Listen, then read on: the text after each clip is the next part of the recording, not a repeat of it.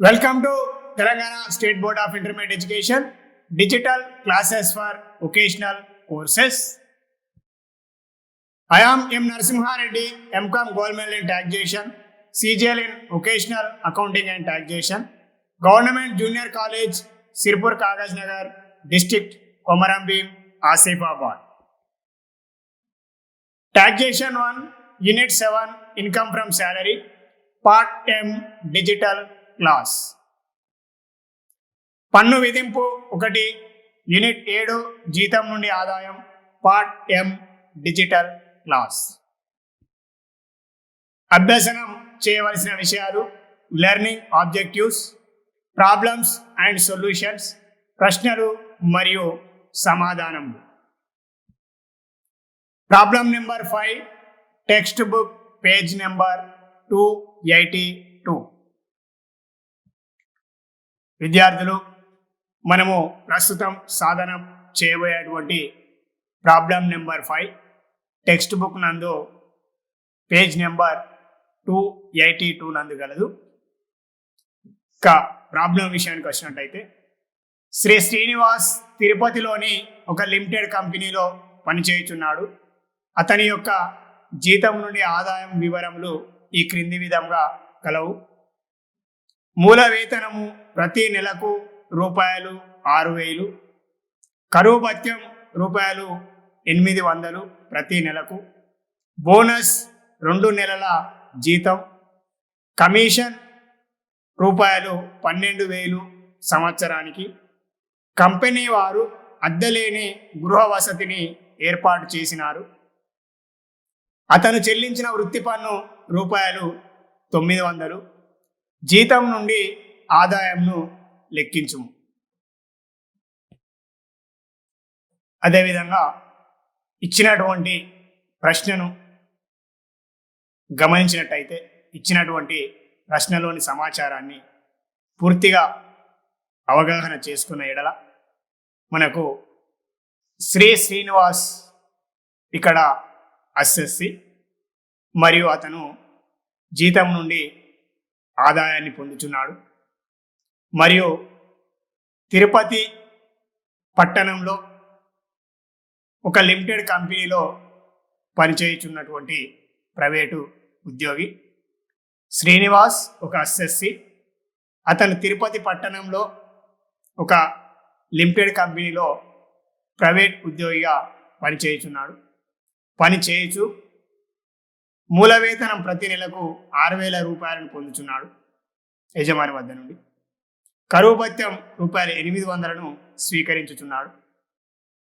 ఇక బోనస్ 2 నెలల జీతం అంటే విద్యార్థులు మూల వేతనం ప్రతి నెలకు ₹6,000 కావున బోనస్ను 2 నెలల జీతంగా అంటే 6,000 మల్టిప్లై విత్ 2 = ₹12,000 బోనస్గా తీసుకొనవలసి ఉంటుంది. అదేవిధంగా కమిషన్ ₹12,000. ఈ ₹12,000 కూడా మనము జీతం అనేటువంటి ఉపశీర్షిక కింద తీసుకొనవలసి ఉంటుంది. అదేవిధంగా ఇక కంపెనీ వారు అద్దెలేని గృహ వసతిని ఏర్పాటు చేసినారు. అంటే ఈ ప్రశ్న యందు 1వ ఉపశీర్షిక జీతం కింద మూల వేతనం, అదేవిధంగా బోనస్ మరియు కమిషన్ తీసుకునవలసి ఉంటుంది, 3 అంశాలను. అదేవిధంగా కరువు భత్యాన్ని 2వ ఉపశీర్షిక కింద చూపించవలసి ఉంటుంది. అదేవిధంగా కంపెనీ వారు అద్దెలేని గృహ వసతిని ఏర్పాటు చేసినారు. ఇది 3వ ఉపశీర్షిక అయినటువంటి పరిలబ్ధుల కింద అద్దెలేని గృహ వసతి పరిలబ్ధిగా మనము లెక్కించవలసి ఉంటుంది. అదేవిధంగా లెక్కించినటువంటి అద్దెలేని గృహ వసతి పరిలబ్ధి విలువను మనం 3వ ఉపశీర్షిక అయినటువంటి పరిలబ్ధుల కింద పన్ను విధించదగు వద్దలేని గృహ వసతి విలువను మనము చూపించవలసి ఉంటుంది. ఇక అదేవిధంగా అతను చెల్లించినటువంటి వృత్తి పన్ను ₹900, వాస్తవంగా చెల్లించినటువంటి వృత్తి పన్ను ₹900కు మనము స్థూల జీతం నుండి ఆదాయం నుండి తగ్గింపించడానికి అవకాశము కలదు. అంటే ప్రశ్నలో మనం గమనించినటువంటి విషయం శ్రీ శ్రీనివాస్ తిరుపతిలో పనిచేస్తున్నటువంటి ప్రైవేటు ఉద్యోగి. అదేవిధంగా అతను అద్దెలేని గృహ వసతిని కంపెనీ వారు ఏర్పాటు చేశారు. అదేవిధంగా అద్దెలేని గృహ వసతి అనేది పరిలబ్ధుల కోవలోకి రావడం జరుగుతుంది. అద్దెలేని గృహ వసతి అందరు అస్ఎస్సీలకు, అందరు ఉద్యోగస్తులకు పన్ను విధించబడేటువంటి పరిలబ్ధి అగును. Text book problem number 5, page number 282. Problem number 5. Mr. Srinivas is working in a limited company at Tirupati. His salary details are as follows. Monthly basic pay rupees 6,000 per month. Dearness allowance DA is equal to rupees 800 per month. Bonus 2 months salary. Commission rupees 12,000. Rent free accommodation provided by the company. Paid professional tax rupees 900. Compute income from salary. Here, in this problem, assessee is Mr. Srinivas, and Mr. Srinivas is a non-government employee and is working at Tirupati and is receiving monthly basic pay rupees 6,000 per month. Dearness allowance rupees 800 per month. Bonus here, bonus 2 months salary. 2 months salary means rupees 6,000 basic pay multiply with 2 is equal to 12,000 is the basic pay. The 12,000 is the not basic pay, bonus, because bonus is 2 months salary. Here salary means 6,000 basic pay multiply with 2. And commission rupees 12,000 comes under the first subheading salary. And rent free accommodation provided by the company. This is not allowance. This is a rent free accommodation provided by the company is rent free accommodation for visit. It comes under the third subheading for requisites, and rent-free accommodation for requisite value shown under the third subheading for requisites, and professional tax rupees 900. Mr. Srinivas paid professional tax rupees 900. Actual amount paid by him rupees 900 will be allowed as deduction from gross income from salary according to the Income Tax Act 1961, section 16, subsection 3. కా సమాధానం మనము ఇంతకుముందు ప్రశ్నలో ఇచ్చినటువంటి సమాచారాన్ని అర్థం చేసుకొని అందులో ఉన్నటువంటి ముఖ్యమైనటువంటి అంశాలను పరిగణలోనికి తీసుకుంటూ అదేవిధంగా మనం సమాధానాన్ని చేయవలసి ఉంటుంది. ఇదే విధంగా మనం ఇంతకుముందు శ్రీ శ్రీనివాస్ గారిని అసెస్సీగా గుర్తించాం.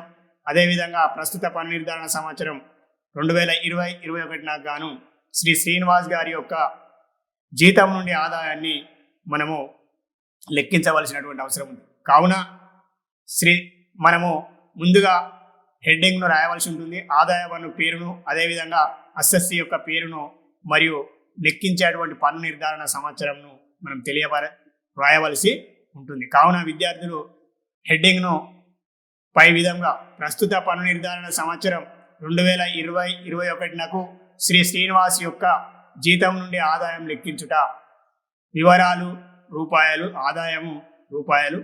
ఇక 4 సబ్ హెడ్డింగ్స్లో ఎటువంటి మార్పు ఏమీ లేదు. గతంలో నేర్చుకున్నటువంటి ప్రశ్నలకు సమాధానం ఏ విధంగానైతే ఉందో ఈ ప్రశ్నను కూడా అదే 4 ఉపశీర్షికలనందు లెక్కించవలసి ఉంటుంది. ఇక విషయానికి వచ్చినట్టయితే మొదటి ఉపశీర్షిక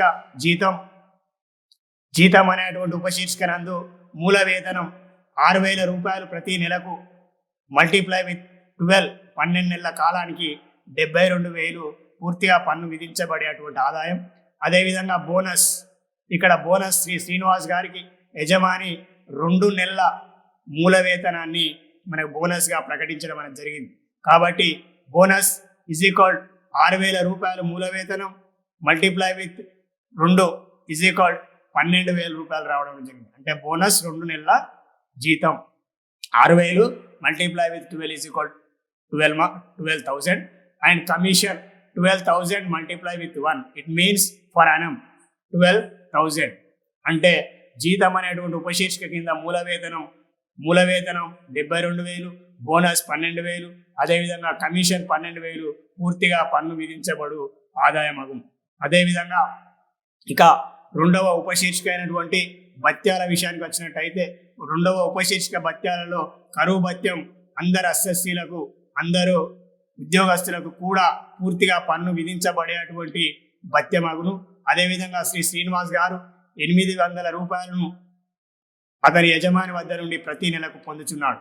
కావున 800 ఇంటూ 12 నెలల కాలానికి 9,600 రూపాయలను కరువు భత్యంగా శ్రీనివాస్ స్వీకరించి ఉన్నారు.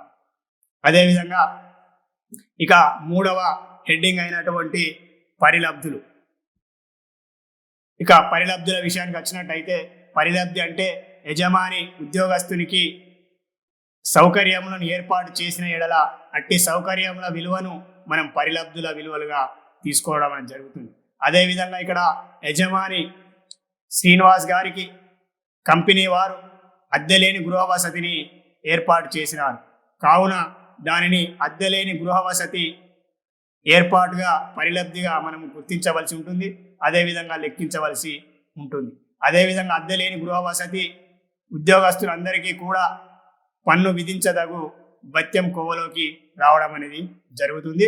అదేవిధంగా అద్దెలేని గృహ వసతి ఏర్పాటు యొక్క పరిలబ్ధి విలువ ₹9,600 మనం వర్కింగ్ నోట్స్ నందు లెక్కించి వివరించవలసినటువంటి అవసరం అనేది ఉంది. అదేవిధంగా వర్కింగ్ నోట్స్ నెంబర్ 4 నందు మనము అద్దెలేని గృహ వసతి ఏర్పాటు యొక్క పరిలబ్ధి విలువను లెక్కించవలసి ఉంటుంది. అదేవిధంగా ఇక స్థూల జీతం నుండి ఆదాయాన్ని కనుగొనేటువంటి క్రమంలో మనము జీతం నుండి జీతం ఉపశీర్షిక ద్వారా వచ్చినటువంటి ఆదాయం 72,000, అదేవిధంగా 12,000 బోనస్, అదేవిధంగా కమిషన్ 12,000 రూపాయలు, అదేవిధంగా భత్యముల శీర్షిక రెండవ ఉపశీర్షిక అయినటువంటి భత్యాల శీర్షికలో కరువు భత్యం 96,000, అదేవిధంగా అద్దెలే 9,600 అదేవిధంగా అద్దెలేని గృహ వసతి ఏర్పాటు యొక్క విలువ 9,600 కూడగా వచ్చినటువంటి 1,15,200 రూపాయలనే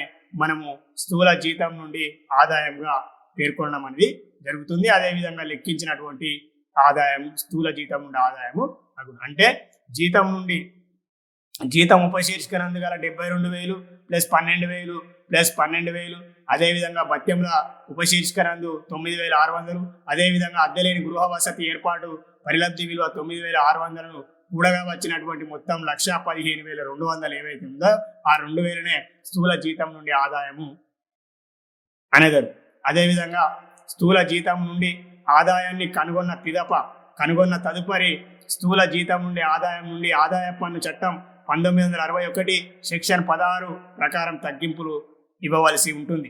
అదేవిధంగా ఆదాయ పన్ను చట్టం 1961 సెక్షన్ 16 సబ్సెక్షన్ 1 ప్రకారం ప్రామాణిక తగ్గింపు ₹50,000 అంటే అందరు ఎస్ఎస్సీలకు తప్పనిసరిగా ప్రస్తుత పన్ను నిర్ధారణ సంవత్సరం 2020-21 నుండి ప్రామాణిక తగ్గింపుగా 50,000 ఇవ్వడం జరుగుతుంది. అదేవిధంగా వినోద భత్యం సెక్షన్ 16 సబ్సెక్షన్ 2 ప్రకారం ఎస్ఎస్సీ ఎటువంటి వినోద భత్యాన్ని స్వీకరించలేదు, కావున వదిలివేయడం అయింది.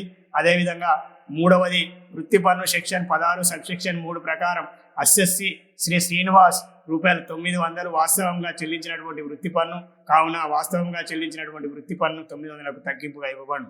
అనగా స్థూల జీతం నుండి ఆదాయం నుండి సెక్షన్ 16 సబ్సెక్షన్ 1 ప్రకారం, సెక్షన్ 16 సబ్సెక్షన్ 2 ప్రకారం, సెక్షన్ 16 సబ్సెక్షన్ 3 ప్రకారం మొత్తం తగ్గింపుల మొత్తం ₹50,900 రూపాయలను మనము స్థూల జీతం నుండి ఆదాయం 1,15,200 నుండి తీసివేయగా వచ్చినటువంటి మొత్తం 64,300 రూపాయలే జీతం నుండి ఆదాయం. అంటే శ్రీ శ్రీనివాస్ గారి యొక్క జీతం నుండి ఆదాయము లెక్కించినటువంటి ఆదాయం 64,300 రూపాయలు. Solution: computation of mister Srinivas income from salary for the current assessment year 2020-21. Particulars income rupees. Here first subheading salary. Under first subheading salary, basic pay is fully taxable income. Here basic pay is 6,000 per month.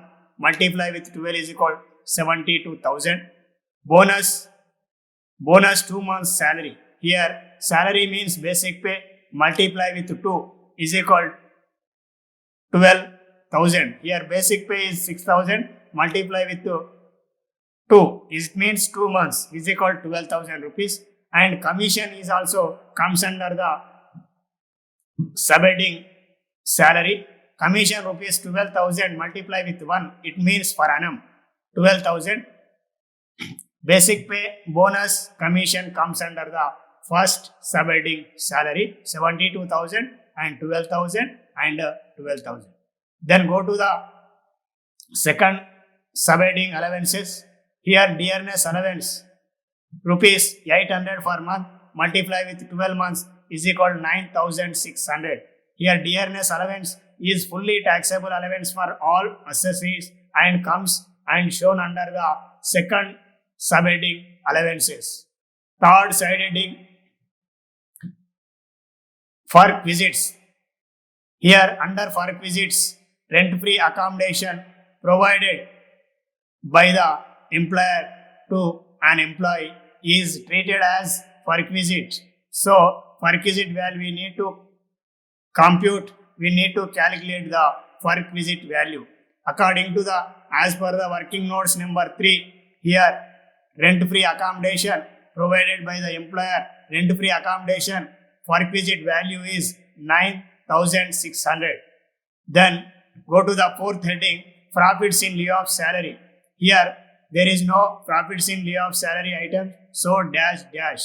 So we need to compute, we need to calculate the gross income from salary. Here gross income from salary is 1,15,200.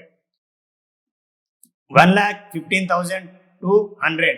Here first subheading salary total basic pay, bonus, commission, second subheading total dearness allowance, and third subheading total 9,600 plus 9,600 plus 12,000 plus 12,000 plus 72,000 is equal to 1,15,200. Here first heading 72,000 and bonus 12,000, commission 12,000 plus dearness allowances 9,600, perquisites 9,600, total is equal to 1,15,200. And it is the gross income from salary.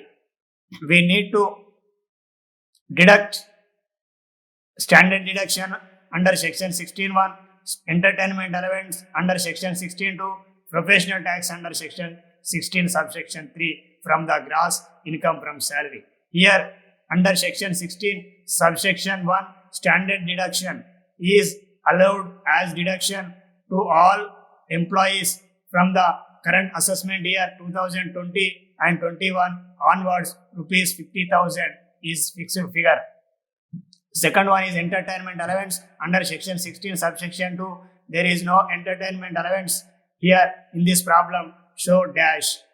Third one is professional tax under section 16 subsection 3. Here Mr. Srinivas paid rupees 900 as professional tax. That's why we need to deduct from the gross income from salary as per the Income Tax Act 1961 section 3 subsection 3 as professional tax. Here according to the Income Tax Act 1961 under section 16 subsection 1 subsection 2 subsection 3 total is 50,900. Here standard deduction 50,000 plus 9,000 professional tax, total is equal 50,900 is the total amount. So we need to deduct from the gross income from salary 1,15,200 is equal to 64,300 rupees is income from salary of Mr. Srinivas for the current assessment year 2020 and 21. చిత్తు పని లేదా వివరణ 1, ప్రామాణిక తగ్గింపు section 16 subsection 1, ఆదాయపు పన్ను చట్టం 1961 section 16 subsection 1 ప్రకారం పన్ను నిర్ధారణ సంవత్సరం 2020-21 నుండి ₹50,000 స్థిర మొత్తం అందరు అసెస్సీలకు ప్రామాణిక తగ్గింపుగా స్థూల మొత్తం జీతం నుండి తగ్గింపుగా ఇవ్వబడును. అదేవిధంగా చిత్తు పని లేదా వివరణ 2, వృత్తి పన్ను 16 సబ్సెక్షన్ 3 ప్రకారం ఆదాయ పన్ను చట్టం 1961 సెక్షన్ 16 సబ్సెక్షన్ 3 ప్రకారం వాస్తవంగా చెల్లించిన వృత్తి పన్ను ₹900కు స్థూల మొత్తం జీతం నుండి తగ్గింపుగా ఇవ్వబడును. అనగా బాకీ ఉన్న లేదా చెల్లించవలసిన వృత్తి పన్నునకు తగ్గింపుగా ఇచ్చిన అవకాశము లేదు. Working notes 1, standard deduction under section 16 subsection 1 as per the Income Tax Act 1961 under section 16 subsection 1 fixed amount ₹50,000 will be allowed as standard deduction for all assessees. Working notes 2, professional tax under section 16 subsection 3 as per the Income Tax Act 1961 under section 16 subsection 3 actual amount paid will be allowed as deduction, that is ₹900. Here Mr. Srinivas paid as professional tax ₹900 is deductible from gross income from salary as per the Income Tax Act 1961 under section 16 subsection 3. Working notes 3, అద్దెలేని గృహ వసతి యొక్క పరిలబ్ధి యొక్క విలువను మనము లెక్కించవలసి ఉంటుంది working notes number 3 నందు. అదేవిధంగా శ్రీ శ్రీనివాస్ ప్రభుత్వేతర ఉద్యోగి మరియు అద్దెలేని గృహ వసతి సౌకర్యమును పొందుచున్నాడు. కావున గృహ వసతి ఏర్పాటు చేసిన నగరంలో 2001 జనాభా లెక్కల ప్రకారం 10 లక్షల కంటే హెచ్చుగాను మరియు 25 లక్షల కంటే తక్కువగాను ఉన్నప్పుడు పరిలబ్ధి విలువను లెక్కించాం. అంటే శ్రీ శ్రీనివాస్ గారు ప్రభుత్వేతర ఉద్యోగి మరియు అద్దెలేని గృహ వసతిని యజమాని ఏర్పాటు చేసి ఉన్నాడు. కావున అతను నివసించేటువంటి పట్టణం తిరుపతి పట్టణంలో అతను నివసించుతున్నాడు. కావున 2001 జనాభా లెక్కల ప్రకారం ఉద్యోగి నివసించేటువంటి లేదా ఏర్పాటు చేసినటువంటి అద్దెలేని గృహ వసతి కలిగి ఉన్నటువంటి పట్టణంలో ఆ పట్టణంలో కనుక 2001 జనాభా లెక్కల ప్రకారం 10 లక్షల కంటే జనాభా ఎక్కువగా ఉండి 25 లక్షల కంటే జనాభా తక్కువగా ఉన్నప్పుడు పరిలబ్ధి విలువను లెక్కించవలసి ఉంటుంది. అంటే ఇప్పుడు మనం తిరుపతి పట్టణాన్ని లేదా తిరుపతి నగరాన్ని ఏదైతే ఉందో ఆ నగరాన్ని మనం 10 లక్షల జనాభా కంటే ఎక్కువగా ఉన్నదిగా భావిస్తూ, అదేవిధంగా 25 లక్షల కంటే తక్కువగా ఉన్నటువంటి జనాభాగా మనం ఇక్కడ పరిగణిస్తూ పరిలబ్ధి విలువను లెక్కించవలసి ఉంటుంది. ఇక ఉపకరణాలు లేని అద్దెలేని గృహ వసతి పరిలబ్ధి విలువ జీతంలో 10% అగును. అంటే ఇక్కడ ఉపకరణములు లేని అంటే ఎటువంటి ఫర్నిచర్ను కాకుండా కేవలం ఉపకరణం లేనటువంటి అద్దెలేని గృహ వసతి పరిలబ్ధి విలువను మనం లెక్కించవలసి ఉంటుంది. ఇక జీతం జీతం అనేటువంటి పదానికి పరిలబ్ధిని లెక్కించేటువంటి సందర్భంలో వేరుగా ఉండడం అనేది జరుగుతుంది. అదేవిధంగా ఇంటి అద్దె భత్యాన్ని లెక్కించేటువంటి సందర్భంలో వేరుగా ఉండడం అనేది జరుగుతుంది. అదేవిధంగా వినోద భత్యాన్ని లెక్కించేటువంటి సందర్భంలో కూడా వేరువేరుగా ఉండడం అనేది జరుగుతుంది. కావున